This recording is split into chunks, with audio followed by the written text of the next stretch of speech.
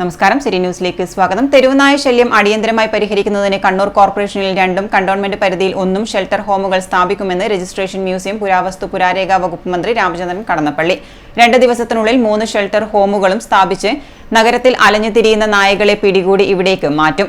ജില്ലയിലെ തെരുവുനായ ആക്രമണവുമായി ബന്ധപ്പെട്ട് മന്ത്രിയുടെ അധ്യക്ഷതയിൽ കലക്ടറേറ്റ് കോൺഫറൻസ് ഹാളിൽ ചേർന്ന യോഗത്തിന് ശേഷം വാർത്താസമ്മേളനത്തിൽ സംസാരിക്കുകയായിരുന്നു അദ്ദേഹം.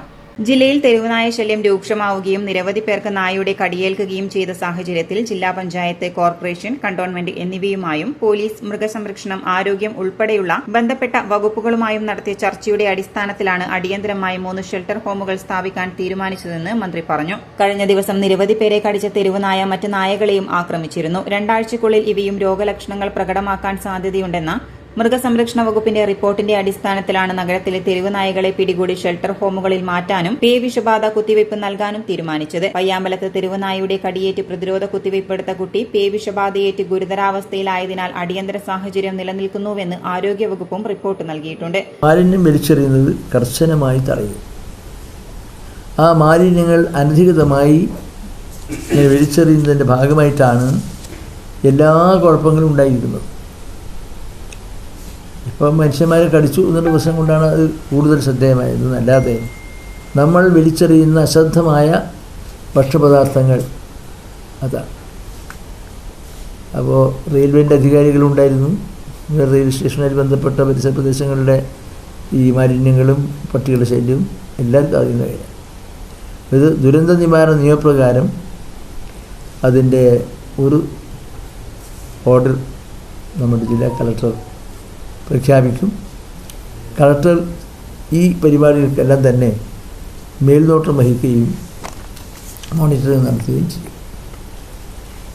ആ നിലക്കുള്ളൊരു സംവിധാനം ഒരുക്കുന്നതിന് വേണ്ടിയാണ് ഇന്ന് ഈ പൊതുവായി ചർച്ച നടത്തുകയും ഓരോ പ്രദേശത്തെയുള്ള ഗൗരവവും പ്രാധാന്യവും അതിൻ്റെ സങ്കീർണതയൊക്കെ ചർച്ച ചെയ്ത് നിലവിലെ സാഹചര്യത്തിൽ നായകൾക്ക് തെരുവിലും വഴിയോരത്തും മറ്റും ഭക്ഷണം കൊടുക്കുന്ന മൃഗസ്നേഹികൾക്ക് ഷെൽട്ടർ ഹോമുകളിലെത്തി അവയ്ക്ക് ഭക്ഷണം നൽകാവുന്നതാണെന്നും മന്ത്രി പറഞ്ഞു.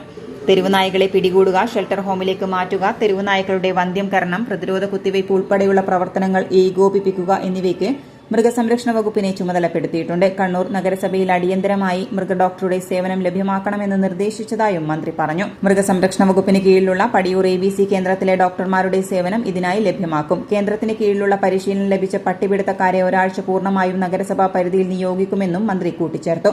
കണ്ടോൺമെന്റ് പരിധിയിൽ വരുന്ന ഭാഗങ്ങളിൽ അലഞ്ഞുതിരിയുന്ന അക്രമകാരികളായ തെരുവുനായകളെ പിടികൂടി അവിടെ സ്ഥാപിക്കുന്ന ഷെൽട്ടർ ഹോമിൽ പാർപ്പിക്കുന്നതിന് കണ്ടോൺമെന്റ് സിഇഒക്ക് നിർദ്ദേശം നൽകി.